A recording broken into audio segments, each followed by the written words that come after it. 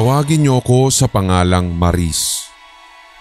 Matagal nang nangyari itong ikikwento kong nakakatakot. High school pa ako nang maganap ito. Noong nag-aaral ako ay masasabi ko na ako ang klase ng estudyante na basta't makapasa lang ay okay na.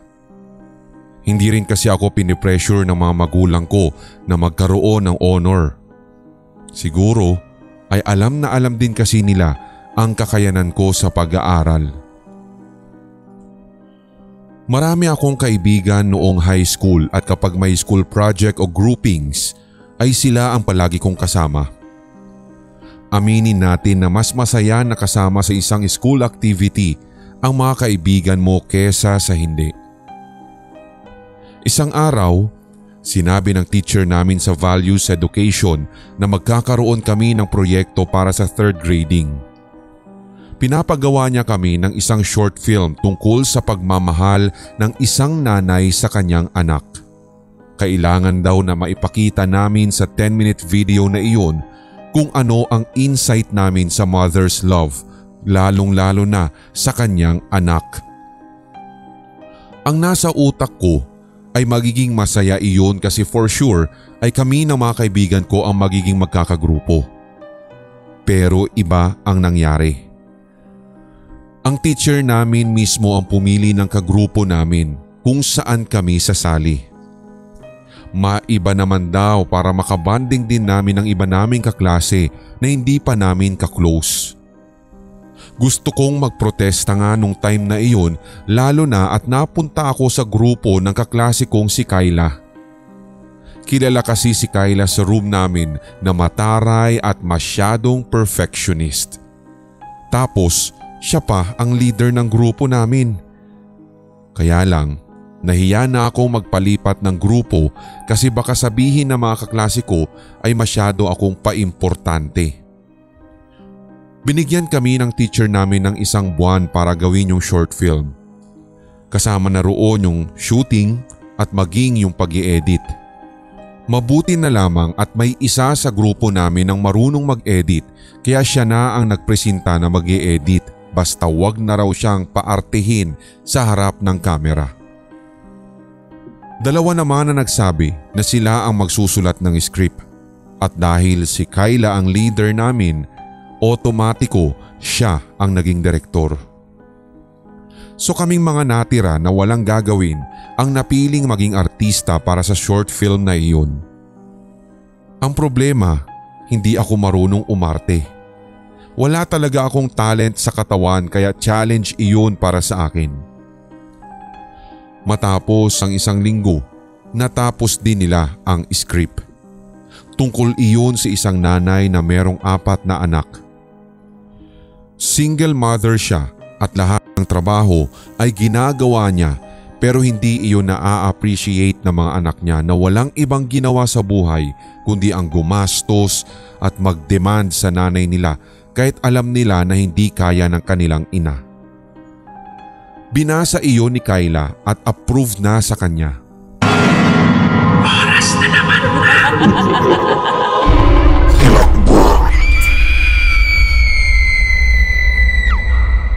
Maris, ikaw ang magiging nanay.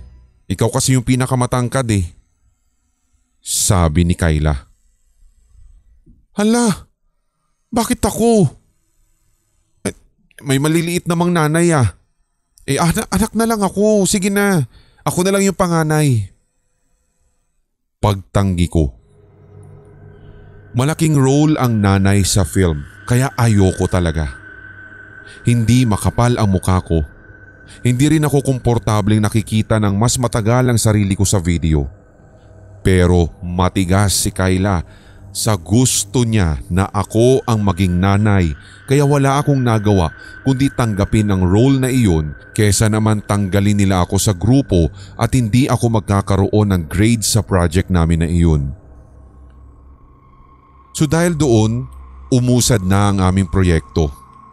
Nag-usap kami kung saan pwedeng mag-shoot at may isang kagrupo naman kami na nagngangalang Jenny na nagsabing meron daw silang kubo na hindi na halos nagagamit. Pwede raw iyon dahil papayag din naman ng mga parents niya. School project naman kasi ang dahilan. Kaya nang dumating na ang araw ng Sabado ay nagkita-kita kami sa school at magkakasama kaming nagpunta sa sinasabing kubo ni Jenny. 2 tricycle ang sinakyan namin para makarating doon. Medyo malayo iyon at kabukiran na ang nasa paligid. Pagkadating namin ay kapansin-pansin na well-maintained naman yung kubo kasi maayos pa naman ang kalagayan. May mga tanim din ngang gulay sa paligid nun. Matapos ang maiksing orientation ay inumpisahan na namin ang shooting. Dapat daw ay kalahati ng istorya ay ma-shoot namin ayon kay Kayla. Gusto niya kasi ay kami ang unang makapagpasa para raw mas mataas ang grades namin. Hapon na noon. Ang eksena ay papasok ako sa kubo tapos sasalubungin ako ng mga demanding kong anak. Nakasuot ako ng duster at may rollers sa buhok para nanay look talaga. Matapos ang ilang sequence ay nireview ni Kayla ang mga na-shoot namin. Kapansin-pansin agad na nakasimangot si Kayla kaya kinabahan ako kasi mukhang hindi niya ito nagustuhan at baka i-reshoot namin from the top. Tinawag niya kaming lahat para lumapit sa kanya. Diba? Ang sabi ko kapag rolling na ay walang tatambay sa kung saan-saan. Sino to? Kaninong anino to? Sabay turo ni Kayla sa video camera ang aninong nakita niya. Tama nga naman siya. May anino na sumisingit sa kuha ng kamera. Sa lahat ng video na na-record ay naroon talaga yung aninong yun. Noong papasok ako sa kubo ay may anino ng tao sa gilid nito. Nang nasa loob na ako ng kubo, napansin kong may dumaang anino sa mismong harapan ng kamera. Giit naman ng cameraman namin. Wala naman yan kanina nung nagbi-video ako ah. Ay, nako, ayoko niyan. Ulitin natin lahat na nakunan. Huwag kayong tumatambay sa kung saan-saan para hindi na nakukuha sa frame yung anino ninyo. Mataray na sabi ni Kayla. Okay na yan. Hindi naman tayo sasali sa MMFF eh. School project lang yan no. Hello? Wika ko. Hello? Hello ka rin. Kung para sa'yo okay na yung grades na pasang-awa, wag mo kaming idadamay Maris. Ako ang leader at direktor kaya ako dapat ang masusunod. Mariing sambit ni Kayla. Hindi ko kaya ang katarayan ni Kayla kaya kahit pagod na kaming mga artista para sa short film na iyon ay wala kaming nagawa kundi sundin ang leader namin. Nag-reshoot nga kami. Inulit namin from the top at siniguro ni Kayla at ng cameraman na wala nang mahahagip na kahit anumang anino na hindi kasama sa eksena. Pero nang muling i-review ni Kayla ang mga bagong nakunan, naroroon pa rin ang anino. Sumisingit pa rin sa frame na animoy pasadya. Para sa amin ay misteryo kung kaninong anino iyon, pero sa reshoot ay mas maraming beses na siyang nagpakita sa video. Hindi ko alam pero iba yung pakiramdam ko sa mga sandaling iyon. Siguro kasi wala namang tao sa paligid na maaaring pagmula ng anino. Doon na ako nagkaroon ng pakiramdam na meron kaming kasama sa lugar na hindi tao. Lalo na at naniniwala ako sa mga paranormal na bagay. Nang sabihin ni Kayla na uulitin na naman namin mula sa umpisa ang lahat ay nagreklamo na kaming lahat. Sinabi namin na malapit ng dumilim at baka hindi na namin makuna ng maayos sa mga eksena at isa pa pagod na rin kami. Dahil sa lahat kami ay tutol sa gustong mangyari ni Kayla, wala na rin siyang nagawa kundi sumang-ayon sa amin at umuwi na rin. Bukas daw ay magkita-kita na naman kami roon at dapat ay agahan na namin. Nagbigay siya ng oras at 9:00 ng umaga niya kami pinapapunta. Hanggang sa makauwi ako sa bahay ay iniisip ko pa rin yung anino na palaging nagpapakita sa video at nakukunan ng aming cameraman ng time na yon. Kinabukasan ng umaga ay maaga akong nagising. Ayaw ko kasi na mapag-initan na naman ni Kayla kaya naisip ko na dumating sa kubo ni na Jenny sa oras na sinabi ni Kayla. Mag-isa na akong sumakay ng tricycle papunta roon. Ang buong akala ko ay ako ang unang dumating kasi walang katao-tao sa labas ng kubo pero nakita ko si Kayla na nakasilip pa sa nakabukas na bintana ng kubo. Nakatingin siya sa akin ng masama. Hindi na rin naman na bago iyon sa akin kasi alam ko na palaging ganoon tumingin si Kayla sa lahat. Pagkadating ko doon, umupo muna ako sa hagdan paakyat ng kubo habang hinihintay ang iba pa naming kasama. Tinanong ko si Kayla kung kanina pa siya naroroon at siniguro ko na maririnig niya ako pero hindi siya sumagot. Hindi ko na rin inulit ang tanong ko at naghintay na lang ako roon.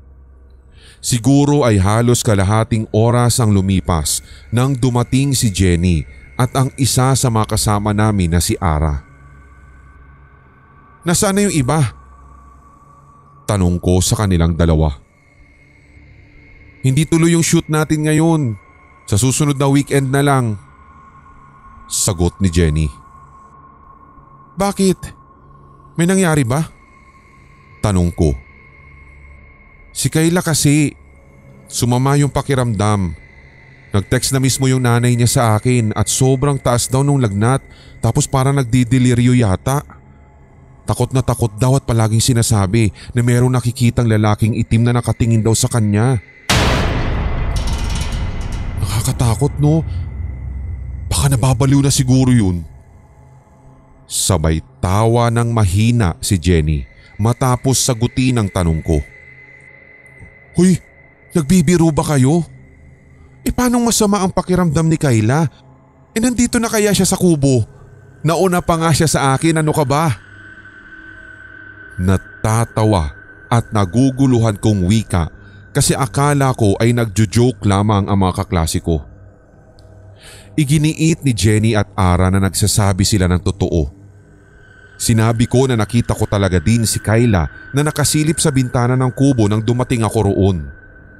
Kung kaya't para makumbinsi ay umakyat kaming 3 sa kubo pero ganoon na lamang ang panghihilakbot ko nang malaman na wala nga roon talaga si Kayla.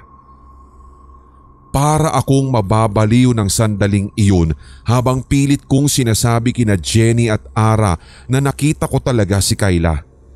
Ngunit imposible naman daw ang sinasabi ko kasi masama ang pakiramdam ni Kayla at nasa bahay daw nila siya.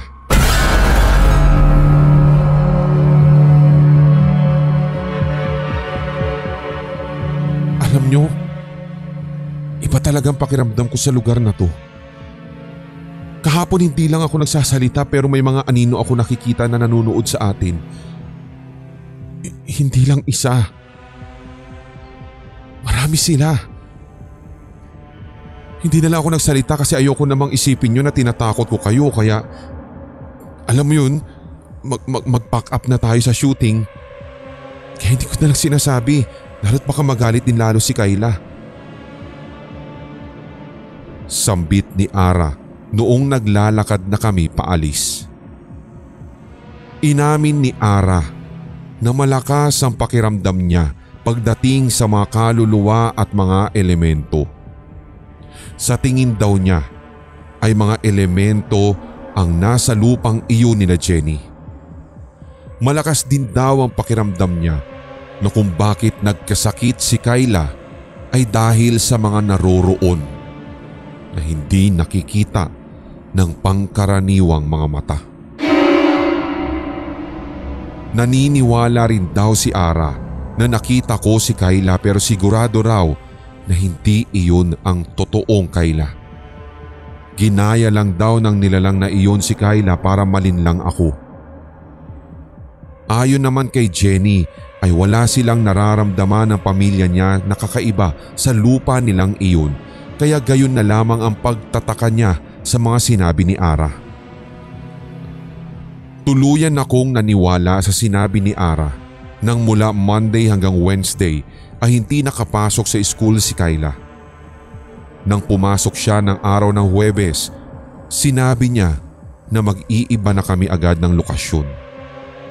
Sa bahay na lang daw nila kami magsushoot. Nagpatingin pala siya sa isang albularyo at sinabi nito kay Kyla na may mga malignong nagalit sa kanya kasi maingay daw siya. Malakas ang hinala ni Kyla na ang kubong iyon ni na Jenny ang kinaroroonan na tinutukoy ng albularyo na napuntahan niya na may maligno. Hindi naman sa pagiging masama ang ugali, pero nasabi ko sa sarili ko na deserve iyon ni Kyla. Masyado naman talaga kasi siyang maingay noong nandun kami. Siguro naman ay naging lesson na sa kanya ang nangyaring iyon para mabawas-bawasan ang pagiging mataray at pagiging bossy niya.